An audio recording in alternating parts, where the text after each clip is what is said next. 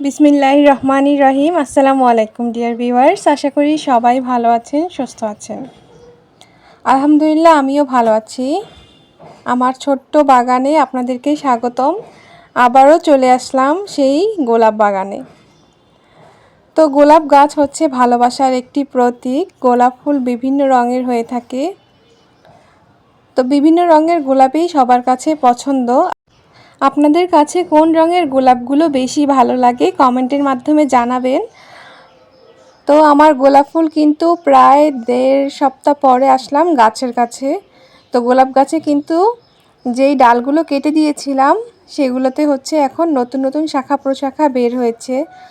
আর কিছু কিছু ডালে কিন্তু কোনো শাখা প্রশাখা বের হয়নি। এই যেমন এই ডালটি, এখানে 3টি পাতা এবং পাতাটি কেমন যেন শুকিয়ে গেছে। তো যেই ডালগুলোতে হচ্ছে শাখা প্রশাখা বের হয়নি সেগুলো আমি আজকে আবার কেটে ফেলবো।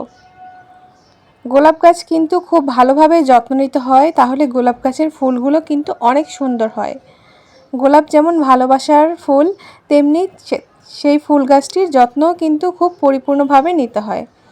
তো আপনারা গোলাপ গাছগুলোকে খুব সুন্দর করে যত্ন নেবেন।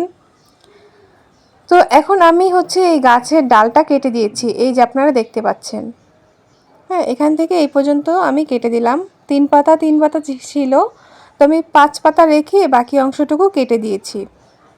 এভাবে আপনারা কেটে দিবেন, কারণ এর আগেও কাটছিলাম কিন্তু তখন এই ডালটি থেকে আমার কোনো শাখা প্রশাখা বের হয়নি, কিন্তু অন্যান্য ডাল থেকে কিন্তু বের হয়েছে, এই দেখেন। আর ওই পাশের যে ডালটা দেখা যাচ্ছে বড়, এই যে আমি ধরলাম, এই ডাল থেকেও কোনো শাখা প্রশাখা বের হয়নি। এজন্য এখন আমি এই ডালটিও আরেকবার কেটে দিব, তারপর হয়তো শাখা প্রশাখা বের হবে। এছাড়া অন্যান্য ডালে কিন্তু ভালোভাবে শাখা প্রশাখা বের হয়েছে। আশা করা যায় এগুলো থেকে অনেক সুন্দর ফুল আসবে। এই যে এই ডালটি কেটে ফেললাম, দেখতে পাচ্ছেন এখানে কিন্তু পাতা আছে কিন্তু কোনো নতুন কুঁড়ি বা কোনো কিছুই বের হয়নি। এই যে এখান থেকে কেটে ফেলেছি। এরকম আপনাদের যেসব ডালে কোনো কিছু আসবে না আপনারা ওই ডালগুলো আবার কেটে দিবেন। হ্যাঁ, এই দেখুন এগুলো এখন কাটা হয়ে গেছে। আশা করছি এখান থেকে নতুন শাখা প্রশাখা আবার বের হবে, তখন সুন্দর সুন্দর ফুল আসবে। তো আপনাদের কাছে ভালোবাসার রং কীরকম? গোলাপ ফুল কোন রঙেরটি বেশি পছন্দ করেন কমেন্টের মাধ্যমে জানাবেন। তো দেখুন আমার গাছটি কিন্তু আলহামদুলিল্লাহ অনেক সুন্দর হয়েছে। হ্যাঁ, আমার গাছের একটু ঝোপালো টাইপের হয়েছে এবং এই যে সব পাশ থেকে কিন্তু শাখা প্রশাখাগুলো অনেক সুন্দর। এখন আমি একটু পানি দিয়ে দিচ্ছি। গোলাপ গাছে কিন্তু আপনারা অবশ্যই পর্যাপ্ত পরিমাণে পানি দিবেন, খুব বেশিও না আবার খুব কমও না। সকালে একবার পানি দিয়ে দিবেন, আবার বিকালে একবার পানি দিয়ে দিবেন। আর এই যে গোলাপ গাছের পাশে একটি সুন্দর ছোট্ট ফুল গাছ হয়েছে, এই ছোট্ট ফুল গাছটির নাম কি বলেন তো? এই ছোট্ট ফুল গাছটি অনেক দিন যাবত এই ফুলটি ফুটে আছে, সাদা একটি ফুল। অনেকে বলেছিল এটা জিনিয়া ফুল। তো এই তো আমার গাছের এই হলো অবস্থা।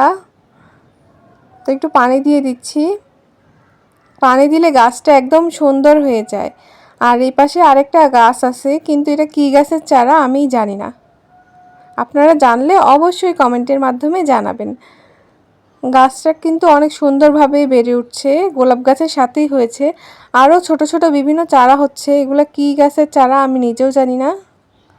তো এই যে গোলাপ গাছটি কিন্তু দেখতে খুব সুন্দর লাগছে, আর ছোট ছোট সুন্দর সুন্দর কলি হয়েছে। এই যে এখান থেকে ইনশাল্লাহ ফুল বের হবে।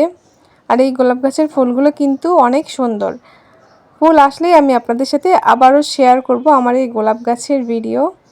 তো আপনাদের বাসায় কোন কোন গাছ আছে অবশ্যই কিন্তু জানাবেন। কোন রঙের গোলাপ গাছটি আপনার কাছে বেশি পছন্দ তাও জানাবেন, এবং কোনো গোলাপ গাছ আপনারা কিভাবে যত্ন করেন বিভিন্ন টিপস আমার সাথে শেয়ার করবেন, আমিও জানবো। তো এখন হচ্ছে এখানে আমি যেই ডালগুলো কেটেছিলাম ওগুলোতে আমি হলুদ লাগিয়ে দিলাম, কারণ না হলে এখানে ফাঙ্গালের প্রবলেম দেখা দিতে পারে। এজন্য আমি একটি ফাঙ্গাল নাশক হিসেবে ঘরোয়া পদ্ধতিতে হলুদ লাগিয়ে দিলাম। এই যে এখানেও কিন্তু আমি 5 পাতা রেখে ডালটি কেটেছিলাম। হ্যাঁ, হলুদ আপনারা লাগিয়ে দিবেন, বা আপনাদের কাছে কোনো ফাঙ্গাল নাশক থাকলে আপনারা সেটিও ব্যবহার করতে পারেন। তো এইভাবে আপনারা গাছের পরিচর্যা করবেন।